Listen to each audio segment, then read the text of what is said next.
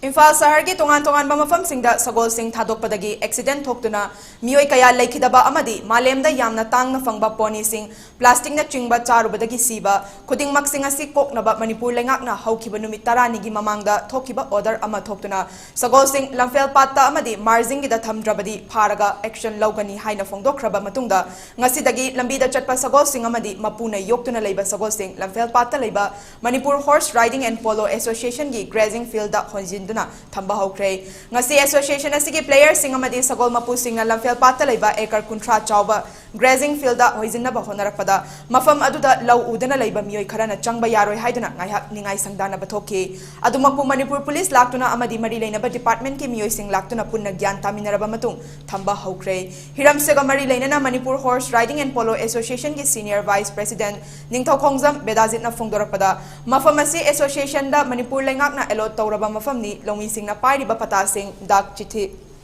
chitha ngaktani sagolsing ningthizana thamnaba sem saba haure haiki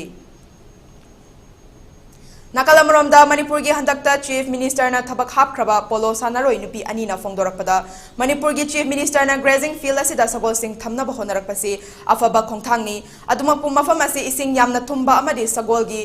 pothapam ama leitabana awaba mayuk nagani maramasina athuba matamda semjin sajenbina basu chief minister gi pukning chingsilakhi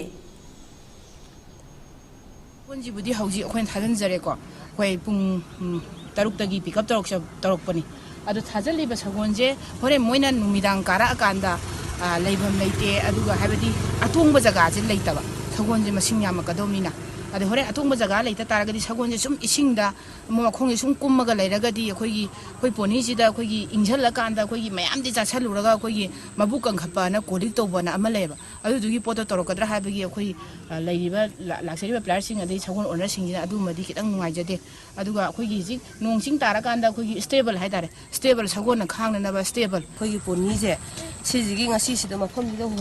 hoijelise sagon chabam nungai taragaju man hujik chajaraju horen karakpada khoi atong le pham leitaba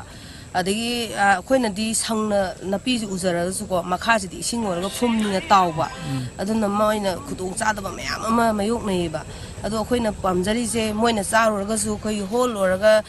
stable macha ma sabiba ko mana tau taragadi yam nungai jani na khanjai